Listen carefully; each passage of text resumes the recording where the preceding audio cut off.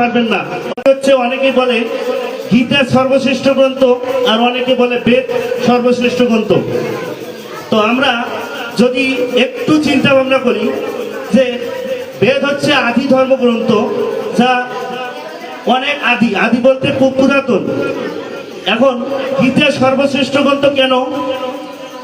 আমাদের অনেকের ধারণা আছে যে বেদের মহাভারতের যে ভীষ্ম পর্ব আছে, ভীষ্ম পর্বের ইবম ইমম বিবস্পতি ইয়গম প্রক্তবান মহমব্যয়ম বিবস্বান মানবে প্রাহু মুনিরিক্ষা কবে অব্রবী।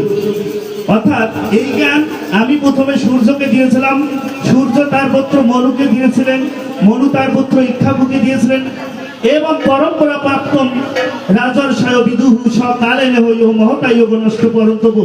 এই জ্ঞান কি হয়েছিল? বংশানুক্রমে যুগ যুগ ধরে প্রাপ্ত হয়েছিলেন। এবং মতে যোগপ্রক্ত পুরাতন ভক্ত সীমে সকাছে রহস্যতম।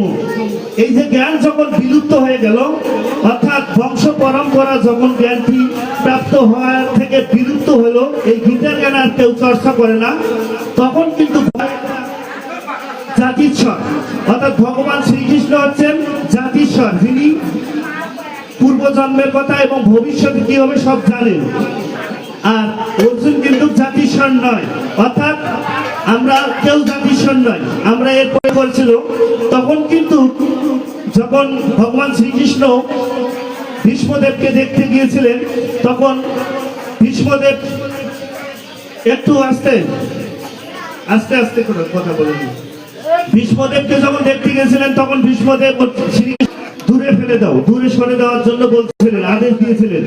যখন তার কথায়, অর্থাৎ ভীষ্মদেবের কথায় তার সহচরী সর্পটাকে ছুড়ে দেয়, পরবর্তীতে এই সর্পটা যে কোথায় গিয়ে কি হয় এটা কিন্তু আর বড় খবর নেওয়া হয়নি।